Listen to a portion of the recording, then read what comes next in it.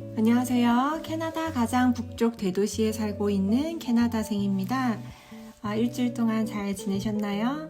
오늘은 많은 분들이 요청해주신 해외에서 살아가면서 꼭 필요한 영어에 관한 이야기 좀 드려볼까 합니다. 제가 영어에 대해 말씀드리는 것들이 영어를 전공으로 하시는 분과는 또 다르겠지만 그러하기에 또 구독자분들께 더 공감이 되고 제가 쉽게 다가갈 수 있는 면도 있을 것 같아요. 앞서 이민 생활에서 영어란 단지 문장을 틀리지 않게 구사하는 것이 아니라 그 나라의 문화가 편해질 때 언어도 편해질 수 있다는 점 말씀드렸었죠. 이러한 측면에서 보았을 때 제가 10년간 살면서 경험하고 고찰하고 또 고민한 것들이 영어를 사용하시는 데 도움이 되실 수도 있을 것 같아 이렇게 영상을 만들어 보게 되었어요. 제가 현지에서 부딪히며 현지인과 대화를 자연스럽게 하기 위해 고민하며 쓴 스몰 토크 17의 내용을 바탕으로 이렇게 한 가지씩 풀어보려고 하는데요. 지금 멤버십 구독자분들께 저의 책을 선물로 드리는 이벤트를 하고 있으니 많은 관심과 응원 부탁드립니다. 오늘은 현지 사람들과 대화를 편하게 하기 위한 첫 번째, 가장 중요한 부분에 대해서 간단하게 말씀드려 볼까요? 제 생각에는 모든 한국 분들이 이 영어를 하기 위해 가장 먼저 생각하셔야 할 부분인 것 같은데요. 바로 발성입니다. 한국어와 영어를 할 때 발성이 다르다는 거 생각해 보셨나요? 영어권 사람이 이야기를 하면 저 멀리서도 그 단어가 귀에 팍팍 꽂히는 느낌 받으신 적 있으신가요? 이렇게 현지 사람들이 듣기 편안한 발성법이 다른데요. 이것을 익히시면 영어가 훨씬 편해지실 수 있어요. 구체적으로 말씀드려보면 우리가 이렇게 라는 소리를 냈을 때 한국어 발성은 가슴 위에서 나는 소리고요. 영어는 조금 더 밑에서 소리를 끌어올리셔야 합니다. 그러고 보니 중국어도 그러네요. 그래서 중국 사람들이 영어를 자신감 있게 하는지도 모르겠어요. 한국에서는 좀 이렇게 좀 세게 말하면 부담스럽잖아요. 그런데 중국어는 말할 때 이렇게 니하오, 니吃饭了吗? 이렇게 지금도 소리가 확 커지네요. 이렇게 소리가 크게 나고 영어를 하실 때도 How are you? 이렇게 발성을 크게 해주셔야 더 명확하고 상대방도 더 편안하게 대화를 받아들이실 수 있어요. 영어 발성법을 사용하는 것이 중요한 이유는요. 저희 남편의 예를 좀 말씀드릴게요. 처음 영어를 배울 때 호주에서 한국식 발성으로 영어를 했을 때와 영어식 발성으로 영어를 했을 때 상대방의 반응이 정말 달랐다고 합니다. 여러분도 꼭 한번 해보셔서 차이를 느껴보시고 댓글로 알려주셔요. 영어와 한국어의 발성법이 다른 이유가 이 문화와도 연관이 있다는 걸 생각해 보았는데요. 한국에서는 자신의 의견을 좀 너무 내세우면 비호감이 되는 경우가 있잖아요. 그런데 영어권에서는 이 자신의 의견을 자신감 있게 말하는 것이 기본값인 것 같아요. 물론 성격 차이로 인해서 어느 정도 다른 점은 있겠지만 이곳에서는 생각해보면 어릴 때부터 실수에 아주 관대하고요. 어떤 의견이라도 일단 들어보고 존중해주는 경우가 많아요. 특히 아이들의 경우라면요. 그래서 이렇게 어릴 때부터 가정에서, 학교에서, 사회에서 자신의 의견을 분명하게 말하는 것이 거리낌이 없고요. 그것이 아주 중요합니다. 괜히 그런 것이 나선나거나 버릇이 없다는 인상은 전혀 주지 않아요. 오히려 특별한 자신의 의견이 없으면 그것이 안타깝고 평범하지 않은 일인 듯 합니다.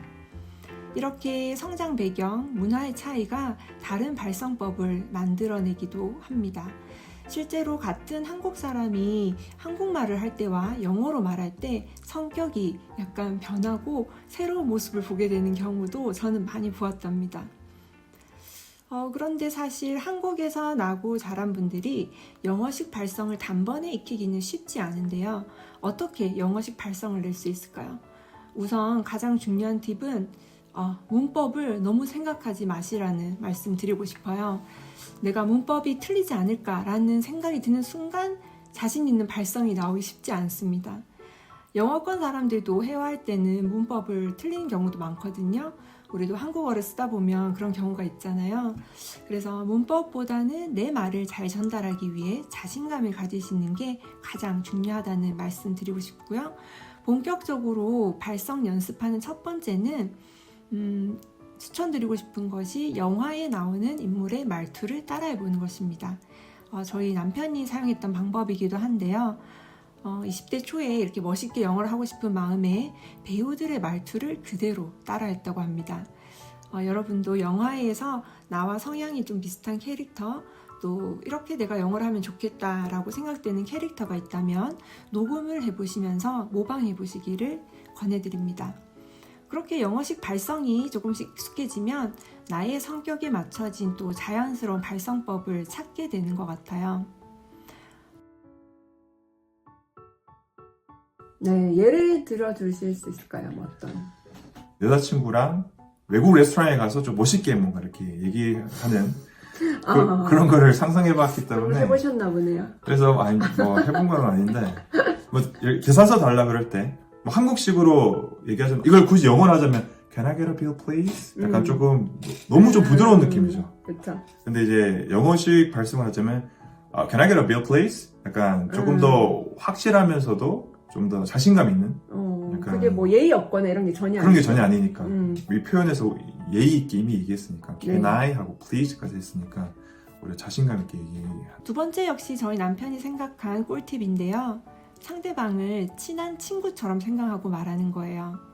우리 생각해보면 친한 친구한테 말할 때 목소리가 커지잖아요. 영어에서 이게 가능한 이유가 영어는 대화할 때 거의 수평 관계에서 이야기를 합니다. 상사든 학교 선배든 나이가 많든 적든 거의 동등한 위치에서 대화를 해요. 그래서 오히려 내가 목소리를 작게 내는 것이 예의가 아니라 친한 친구에게 말하듯 자신감 있게 크게 말하는 것이 상대방도 훨씬 편안하게 여긴답니다. 마지막 세 번째는 너무 당연한 말일 수 있지만 영어를 사용할 수 있는 환경에 나를 계속 노출시켜야 합니다. 발성을 꾸준히 연습하셔서 외국에 계시는 분이라면 마트에서 계산하실 때 직원에게 한마디라도 더 붙여보시려고 노력하시면 좋을 것 같아요. 또 그리고 국내에 계시는 분이라면 영어권 사람들과 어울릴 수 있는 기회를 만들어 보시도록 노력하시기 바랍니다. 직접 대면이 힘들다면 요즘은 전화나 화상으로도 대면할 수 있는 도구들이 많으니 그런 것들을 적극 활용해 보시기를 권해드려요. 그럼 오늘 이렇게 말씀드린 내용이 저와 같은 영어에 대한 고민을 가지신 분들께 도움이 되었으면 좋겠고요. 또 이 코너를 통해서 함께 조금씩 성장할 수 있는 기회가 되었으면 합니다. 오늘 영상이 마음에 드셨다면 구독과 좋아요 부탁드리고요. 멤버십에 가입하시면 지금 여러 가지 혜택들도 있으니 많은 관심 부탁드려요. 그럼 우리 오늘도 꼭 행복하기로 선택하고 모두들 좋은 하루 되시기 바랍니다. 저는 다음 영상으로 또 인사드릴게요.